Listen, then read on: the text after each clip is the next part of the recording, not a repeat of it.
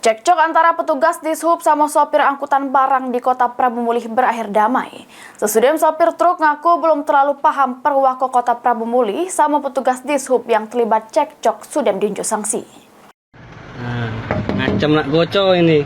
Apa mak ini Dishub? Sempat ramai di media sosial, cekcok antara sopir truk angkutan barang dengan petugas Dishub Kota Prabu Mulih ini berakhir damai. Sopir truk angkutan barang bersama kawan seprofesinya mendatangi kantor Dishub Kota Prabu Mulih untuk bermediasi perdamaian. Juru mediasi, PLT Kadishub Kota Prabu Mulih memanggil anggotanya yang terlibat untuk meminta maaf supaya tidak ada lagi timbul kesalahpahaman antara kedua belah pihak. Meski sudah berdamai, PLT Kadishub Kota Prabu Mulih tetap mengenjuk sanksi ke anggotanya supaya tidak terjadi lagi serta mengenjuk contoh ke anggota Dishub yang lain. Mediasi hari ini berjalan lancar antara sopir dan anggota kita. Terus kesepakatannya tadi yang gimana, Pak?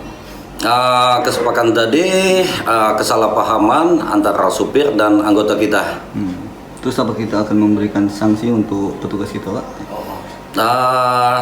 Untuk anggota kita, untuk sementara kita beri sanksi di-stopkan dulu di kantor. Sementara itu, sopir truk angkutan barang mengaku cuma ada miskomunikasi dengan petugas Dishub, serta belum terlalu paham adanya perwako yang ada di Kota Prabu Mulih.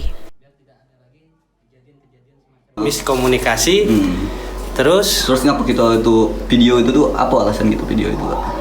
untuk evaluasi sih, tujuan saya tuh untuk evaluasi dari Kadishubnya juga gimana kan kayak gitu untuk Kita udah tahu bahwa ada perda sama perwako untuk masuk di Prabu Mulih itu, Pak. Kalau untuk perda itu sebenarnya sudah tahu, udah paham. Cuman kan mungkin kurang komunikasinya tadi, penyampaiannya dan himbauannya itu belum terlalu paham kayak gitu. Kita bawa apa Kak muatannya, Pak? Kalau muatan bawa sembako.